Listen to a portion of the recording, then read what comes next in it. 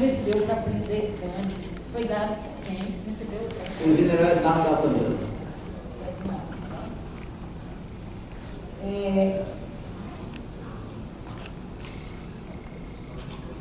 Então o senhor não sabe qual foi o transporte, não lembro o transporte que usou para essa visita, nem o tipo de veículo, nada. O senhor nega que tenha sido. Doutora, veja bem, nós estamos falando de fatos de 30 anos atrás, ou talvez mais. Não me recordo absolutamente. A senhora falou em gente aí que eu não sei quem foi, quem é, de jeito nenhum. Eu me recordo dos meus comandantes, porque é um dever, nós não recordávamos. Mas se a senhora me perguntar os subordinados que tinha na segunda sessão, eu não sei mais. O fato é que a gente, normalmente, a gente lembra assim, de fatos que são relevantes, né? Situações marcantes nas nossas vidas, né? Mas, evidentemente, cada pessoa tem uma memória, né? Ou tem uma diferente. Mas, de todo modo, eu vou continuar aqui ainda a colocar outras questões. O senhor confirma que foi acusado pelos disparos de arma de fogo contra Cândido, que o deixou paraplégico? Se eu fui acusado? Sim, senhora, eu fui acusado. Eu fui indiciado pelo então delegado de homicídio da capital. Eu fui indiciado. Ele, quando viu o Cândido, quando recebeu os balaços, ele foi parar no Hospital Pedro II. E lá no Hospital Pedro II, ele foi ter as mãos do professor Manuel Caetano, que era um neurocirurgião que tinha aqui muito famoso. E quando o delegado foi ouvir, logo de imediato, o doutor não permitiu, o médico não permitiu. No dia seguinte, parece que ele foi conversar com ele. E foi aí que começou. Que ele disse que a pessoa que havia atrás dele era alto forte. Mas ele disse isso absolutamente com a intenção de incriminar Miranda. Né? Só por isso ele citou esse biotipo da pessoa que tinha atirado nele. Quer dizer que o senhor afirma que Cândido teria, em juízo, reconhecido o senhor como autor dos disparos, é isso? Diga de novo, doutora. O senhor confirma que Cândido teria reconhecido o senhor como tendo sido autor dos disparos. Muito interessante a pergunta da senhora, porque é o seguinte: quando o delegado me indiciou, a história que surgia e que estava na imprensa é que quem havia atirado em Cândido era alto, forte e tal e tal. Bom, não coincidia com o meu biotipo absolutamente nada. Quando esse processo... Coincide com o do sargento Leite, né?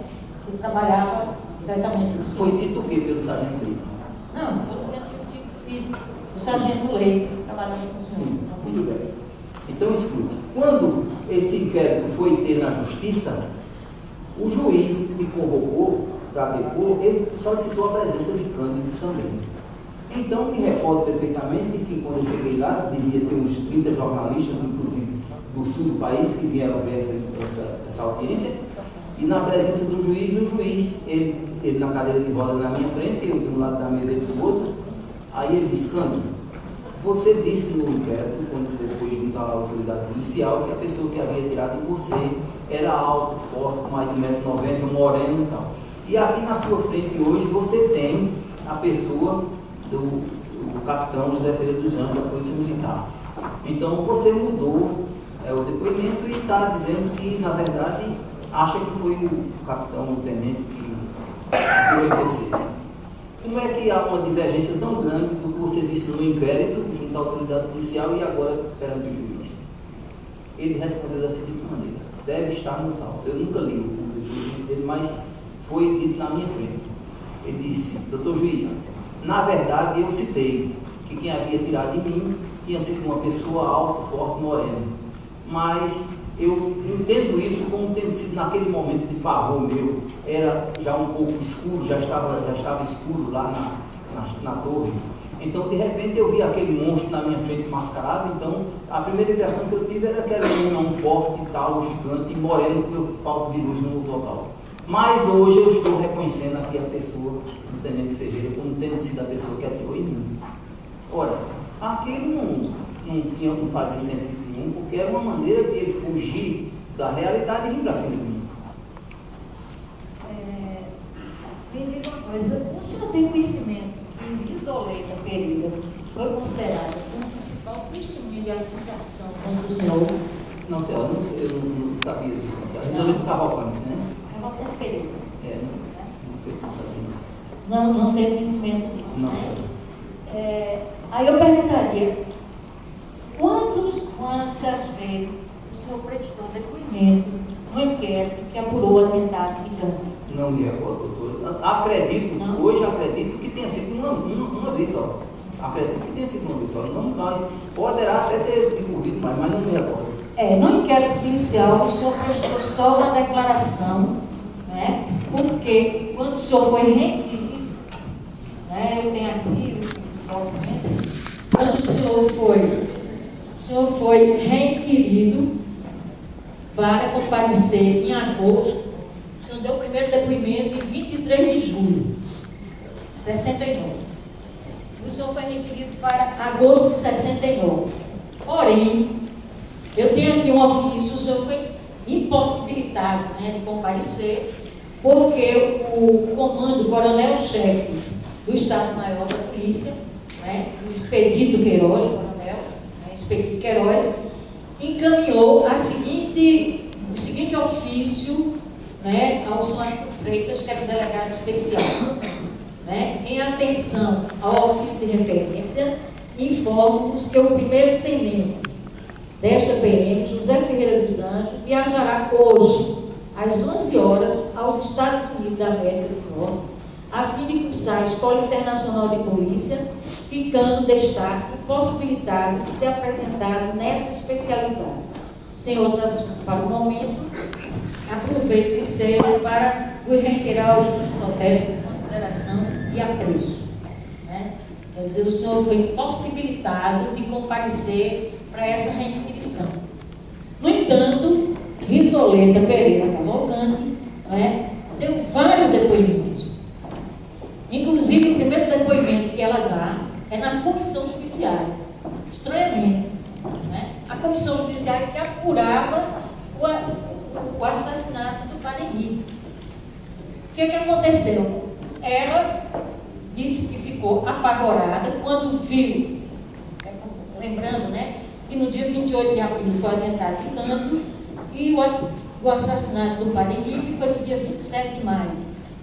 Né? E Risoleta, até aquele momento, não tinha sido convocada para depor no inquérito policial. Quando ela tomou conhecimento do que tinha acontecido com o Padre Henrique, ela diz que ficou apavorada, palavras dela, textuais, nos depoimentos, assustada, e se dirigiu à comissão judiciária e pediu para ser ouvida nessa comissão. Ela disse que foi lá exatamente para esclarecer que não tinha nada a ver com o caso do padre, porque a preocupação dela é que a mãe de Cândido teria falado que uma moça teria comparecido à casa dela, e ela ficou preocupada também porque se falava de uma moça que teria ido à casa do Padre Henrique. Dona Isaídas teria dito isso. Né? Então ela foi depor na comissão judiciária. E o que aconteceu? Na comissão judiciária, 5 linhas ela trata da questão do Padre Henrique, em seguida ela espontaneamente conta toda a sua trajetória dentro da segunda seção da Polícia Militar. Inclusive ela diz até o número da carteira dela, 86. O número da carteirinha que ela tinha da segunda seção, né? Uma carteirinha de número 86, que depois ela disse que foi até tomada, porque ela deu uma mancada, exibiu a carteira publicamente, uma coisa assim. O fato é que Risoleta, na comissão judiciária, ela dá detalhes, como ela foi recrutada para trabalhar na segunda sessão, né? Ela fala do sargento Leite, né? Ela fala de todas aquelas pessoas que integravam aquelas atividades de informação. Doutora, não é verdade que ela nunca trabalhou na segunda seção da Polícia Militar. Ela nunca trabalhou na segunda seção da Polícia Militar. Ela trabalhou na segunda seção do Quarto Exército. Ela trabalhou única e exclusivamente com o pessoal da Polícia Militar, comigo, exatamente nessa prisão dos estudantes. E não mais, ela nunca pertenceu. Ela ficou conhecida na segunda seção porque algumas vezes eu entrei na segunda seção e ela estava comigo. Mas trabalhar, ela nunca trabalhou na segunda seção. E nem mais, a carteira não existe, essa carteira da Polícia Militar não existe. Suponho que essa altura não. O fato é que ela disse que tinha essa carteira e que essa carteira foi recolhida, aliás, não somente ela, como outros informantes também, né? a exemplo do senhor Guidotti, Geraldo Guidotti, né, que o senhor já falou rapidamente sobre ele, né, e também outros que até eu queria aproveitar logo para perguntar, o senhor se conheceu. Por exemplo, o senhor Elton Falcão. Nunca vi. Não. Não sei. Nunca encontrou com ele lá no quartel. Posso até ter conhecido, mas coisa de 30 anos passados não me recordo absolutamente ter conhecido. Daqui a pouco eu vou recordar. Cláudio de Lemos Marini. Também não. Também não. Jason de Albuquerque Maciel. Também não. Eram militares, não, senhora? Não sei, estou perguntando o senhor. Não sei. Nunca vi. Não. Não sei. E Benilda Cavalcante. Quem? Benilda Cavalcante. Nunca vi. Talvez tenha conhecido, mas não me recordo absolutamente por isso. O senhor conheceu sim. Inclusive o senhor foi com Risoleta. Essa moça era prima de Risoleta. E foi com o senhor, com o Geraldo Guidotti. Foram os quatro marcaram um encontro para ir a um teatro. E no final, não foi, era um teatro de Isabel. Risoleta diz que depois o senhor foi para Piedade, lá para um restaurante, Cancela, e posteriormente foi até um apartamento em Boa Viagem. E a prima dela ficou embaixo, não subiu, e Risoleta queria subir, com o senhor nesse apartamento em Boa Viagem. E quem era esse apartamento? Nunca ouvi falar disso, doutor. Citando fatos que eu não realmente. Pode ter até acontecido, mas não me recordo de jeito nenhum. Quero lembrar a senhora que nós estamos falando de fatos de mais de 30 anos, não é verdade? Eu sei, mas hoje com o acesso à informação é muito fácil de, né, saber dos documentos que está restrito, né? Exatamente. Eu vou rapidamente